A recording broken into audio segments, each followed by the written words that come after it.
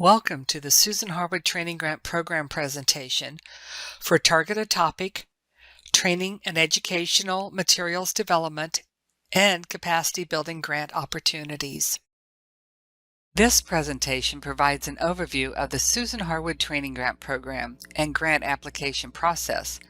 Our goal is to assist applicants in understanding the program and provide technical assistance, guidance, and support to aid them in completing and submitting a complete application. Today's presentation includes a summary about OSHA, the Susan Harwood Training Grant Program, the available funding opportunity announcements, the application and award process, and common errors to avoid when completing an application.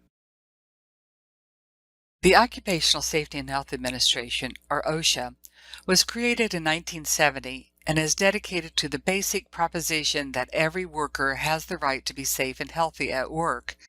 Over the past 50 years, OSHA has made an impact in reducing workplace injuries, illnesses, and fatalities. While OSHA is known for the occupational safety and health standards and workplace inspections, OSHA also assists employers and workers through compliance assistance and cooperative programs. The Susan Harwood Training Grant Program is one of these programs. Harwood Grants assist nonprofit organizations so they can develop training materials and provide free training to workers and small businesses about safety and health hazards in their workplaces.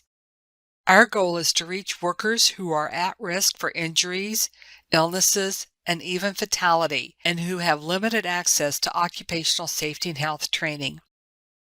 This includes disadvantaged, underserved, and vulnerable workers, including low-income workers, workers of color, youth, low literacy, limited English speaking, and other hard-to-reach workers in high-hazard industries.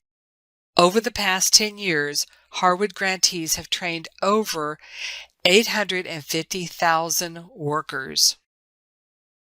Susan Harwood Training Grants cover occupational safety and health training on workplace hazards covered by the OSHA standards and guidance. Do not submit a grant application that includes OSHA 10 or 30-hour outreach courses, job placement training, worker certification training, first aid, CPR, AED training, or training on non-OSHA topics such as those covered by MSHA, EPA, DOT, etc. Applications that include any of these topics will be immediately disqualified and not reviewed by OSHA. Eligible applicants are nonprofit organizations.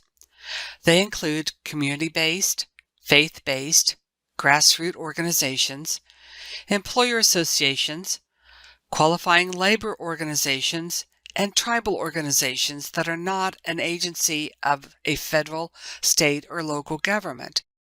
Public and state-controlled institutions of higher education are also eligible to apply. Please see Section 4 of the Funding Opportunity Announcement for additional information and details. Applicants must provide documentation showing their nonprofit status, generally a readable copy of their IRS tax exemption determination letter. Native tribe entities must provide a similar type of document stating their tax-exempt status. Public and state-controlled universities and colleges are exempt from this requirement. Ineligible applicants include individuals, for-profit organizations, 501c4 nonprofit organizations, federal, state, or local government agencies, and FY 2021 Harwood grantees with more than a 90-day time extension to their grant. When the FY 2022 funding opportunities are announced, you will have 60 days to submit your application at www.grants.gov. Applications will be accepted until 11:59 p.m. Eastern Time on the last day the funding opportunity is open. OSHA will then review the applications, and awardees will be announced no later than September of 2022. The grant performance period begins September 30th, 2022 and ends in 12 months on September 30th, 2023. This presentation covers 3 funding opportunities.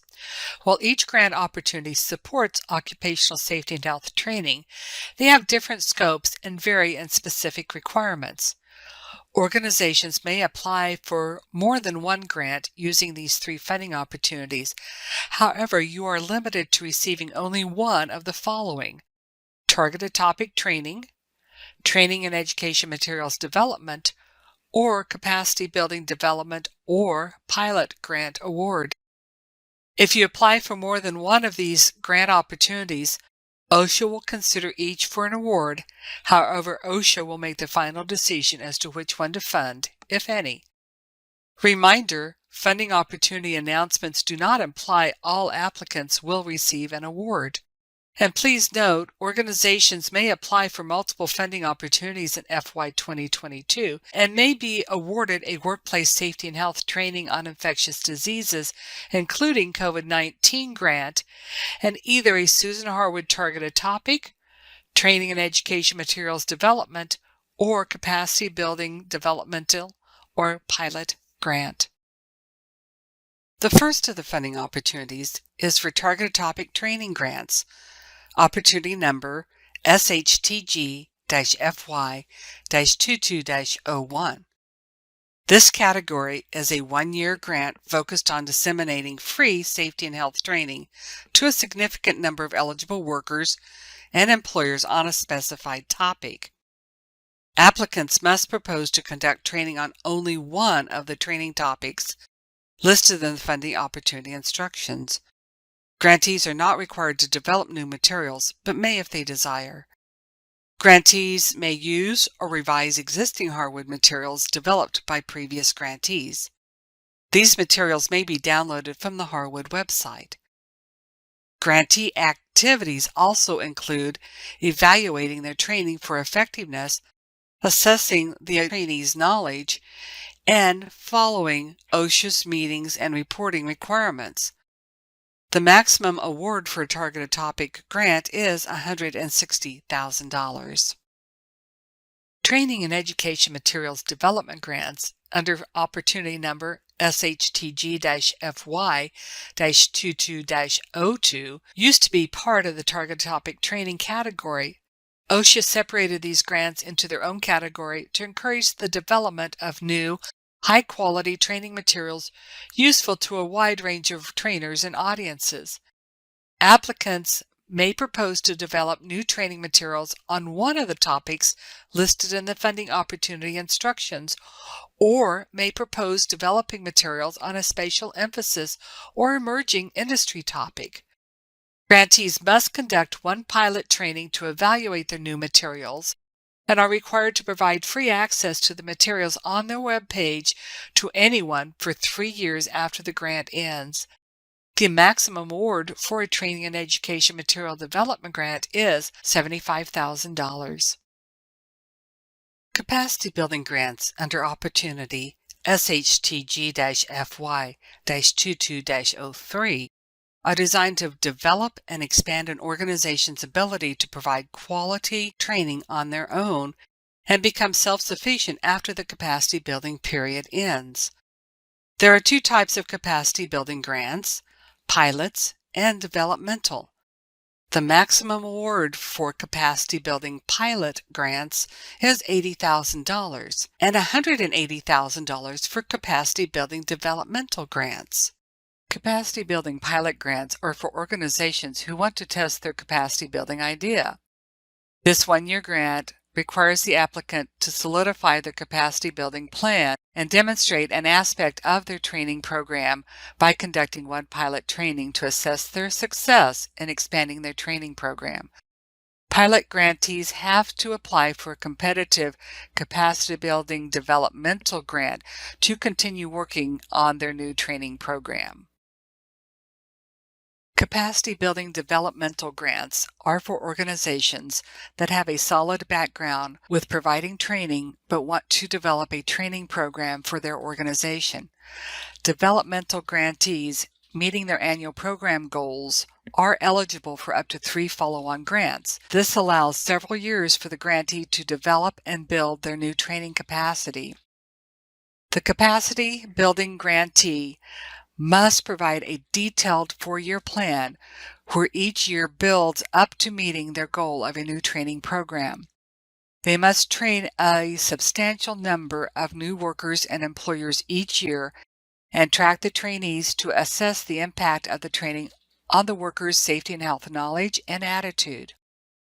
After 4 capacity building years, the organization is expected to sustain the program without additional grant funds. The sustainability plan must be included in the grant application. This also means the organization would be ineligible for another capacity building grant for the same training program they developed under a previous capacity building grant. Which grant opportunity is best for your organization? All Harwood grants require the grantees to do training or develop training materials related to occupational safety and health. Read each funding opportunity synopsis to find out about each grant category. Then read the entire funding opportunity instructions to learn about the grant requirements. Select the funding opportunity that aligns with your training goals. If you want to conduct training on an OSHA-specified topic, apply for a targeted topic grant. If you want to develop classroom quality training materials, apply for a training and educational materials development grant. If you want to expand your organization's ability to provide occupational safety and health training, look at the capacity building grant opportunity. You must complete several steps before you can apply for a grant. Create a login.gov account, get a unique entity identifier, known as a UEI, from sam.gov, and register with sam.gov and grants.gov. In addition, please read and prepare your application following the instructions contained in the appropriate funding opportunity announcement available in grants.gov. The System for Award Management, or SAM, is a government-wide portal of registered organizations who wish to conduct business with the federal government and receive federal funds, including grants. Organizations cannot receive federal grant funds if they do not have an active SAM account. You need a current and active SAM account at the time of application and for the entire award period. Complete the SAM registration yourself and do not rely on other third parties to do it for you. Registering with SAM is free. If you do not have an active SAM account, start the registration process now. It can take up to 7 weeks to complete a new registration. Go to sam.gov and use the Get Started link. If you are already registered, make sure you review and update your SAM's account annually. If your SAM account is inactive, your application cannot be submitted and OSHA cannot consider it for an award. Remember, there is no cost to register or use sam.gov. The sam.gov Unique Entity Identifier is replacing the DUNS number for sam.gov registrations. If your organization is already registered with sam.gov, you already have your unique entity ID from SAM, and it is viewable at sam.gov. sam.gov did this for active and inactive registrants. All new sam.gov registrants must request the unique entity identifier at sam.gov. To complete a sam.gov registration, you need the following information: a login.gov account, a SAM entity identifier ID, legal business name, organization name, and physical address, an employer or tax identification number as shown on IRS tax documents. To receive grant funds, you need to provide your bank account, bank routing number, and type of bank account for electronic fund transfers. And most importantly, you will need to send a notarized letter to SAM that formally appoints an entity administrator for your organization. Remember, begin the SAM registration process early because there are several important pieces of information that must be provided to register with sam.gov. You may need to provide a notarized entity administrator appointment letter that must be mailed to SAM. It can take 2 to 7 weeks after SAM receives the notarized appointment letter before the SAM registration process is complete.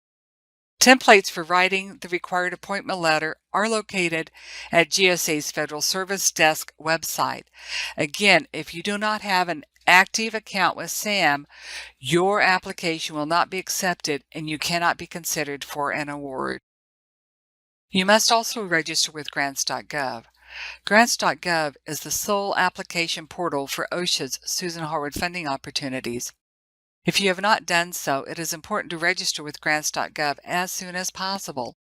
Grants.gov will guide you through the registration process and direct you to other governmental registration sites as needed. If you are registered with grants.gov, your password expires every 60 days, and if you have not accessed grants.gov within a year, your account will become inactive. Remember, you must use grants.gov to submit your application. To begin the grant application process, you must find the funding opportunity number on grants.gov. You can find a link to the funding opportunity by searching grants.gov using the funding opportunity number or keywords such as Harwood, OSHA, or DOL. Before applying for a grant, make sure you access the correct funding opportunity number. Then completely read the instructions for that funding opportunity. The instructions contain valuable information for completing your application. Find the instructions from the View Grant Opportunity screen on grants.gov. Select the Package tab, then select the Actions Preview link, and then select the Download Instructions link. Follow grants.gov's directions for using the workspace and attaching the required documents. Questions about using grants.gov must be directed to grants.gov support. Grants.gov is operated by the Department of Health and Human Services, not OSHA. Contact grants.gov support or use their website to resolve any issues you encounter with their system. Grants.gov has instructional videos to assist you as well. All questions regarding grants.gov access and support must be directed to their help support desk. Here are the 3 funding opportunity numbers. SHTG-FY-22-01 is for Targeted Topic Training Grants. SHTG-FY-22-02 is for Training and Education Materials Development Grants. And SHTG-FY-22-03 is for Capacity Building Developmental or Pilot Grants. Carefully read the program and grant application requirements in each funding opportunity notice instructions posted on grants.gov. Please address all of the requirements outlined in the funding opportunity instructions when developing and submitting your application. Also, make sure that you submit your application under the correct funding opportunity number. If you submit it under the wrong number, it will not be considered for an award. Make sure the attachments to your application meets the criteria in the funding opportunity instructions. OSHA must be able to open your attached documents to review them. Attach Microsoft Word or Adobe PDF documents only. Make the attached documents accessible. Do not lock or password protect the documents. Do not use watermarks. Format the documents so they will print on 8.5 by 11 paper, double-spaced with 1-inch margins. Follow the instructions regarding the number of pages, paragraph spacing, and font size for each document. Use file names for your documents that identify your organization and what the document is. To shorten the file name, you may use abbreviations and acronyms.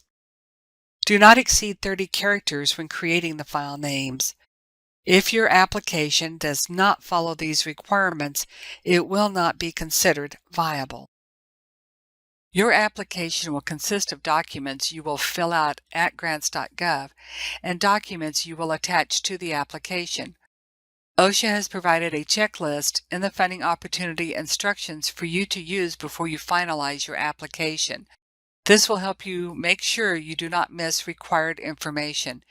It is a good idea to organize your application based on the checklist. Be sure to follow grants.gov's directions for attaching the required documents. Once you submit your application at grants.gov, it cannot be changed. Do not try to submit correction pages to a submitted application at grants.gov. The only way to make corrections to your application is to submit a new revised application. While both the initial and the revised application will be sent to OSHA, OSHA will review the last application submitted. Grants.gov electronically dates and timestamps your application. This is the official record for timely submission of your application. Applications submitted after the closing time of the funding opportunity will not be sent to OSHA, even if it is only seconds late. We recommend submitting your application as early as possible. Only viable applications will be considered for a grant award. Viable applications are submitted at grants.gov before the application deadline. A viable application is validated by grants.gov, submitted under the correct funding opportunity number, and submitted by an eligible nonprofit organization. A viable application includes all the required forms and documents, including a valid, readable proof of nonprofit status and a proposal addressing the funding opportunity program requirements. Non-viable applications will not be considered by OSHA or given further consideration. Applications are deemed non-viable for several reasons, including failing grants.gov's checks and validations.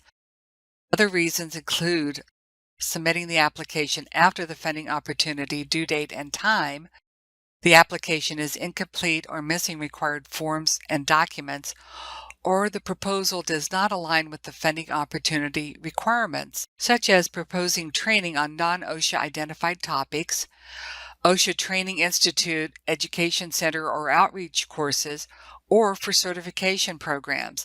A full list of application restrictions is in the funding opportunity instruction appendices. How you spend your grant award is important. Expenditures must relate to approved program activities, mainly training workers. OSHA reviews applicants' proposed budgets. The budget is an evaluation factor in the award selection process. Please ensure your budget is complete and accurate. Incomplete and/or inaccurate budgets impact award decisions. You must identify which costs are associated with program training and which costs are administrative. Administrative costs includes both direct and all indirect costs. No grant proposal should have $0 for administrative costs because of the program reporting requirements. Additionally, administrative costs may not exceed 25% of the total budget. Remember, the grant funds are to be used for training workers. This is an example of the standard form SF424A. It is one of the financial documents you will complete during the application process on grants.gov. To support your request for federal funds, you must allocate the anticipated grant costs into two columns, one for the administrative costs and one for the program costs.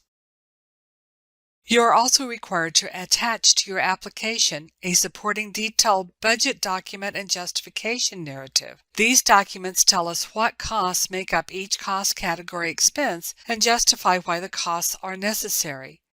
Remember, the cost category line items on the supporting detailed budget and justification must match the totals for each cost category on the SF424A. There are funding allocation restrictions and guidelines stated in the funding opportunity instructions.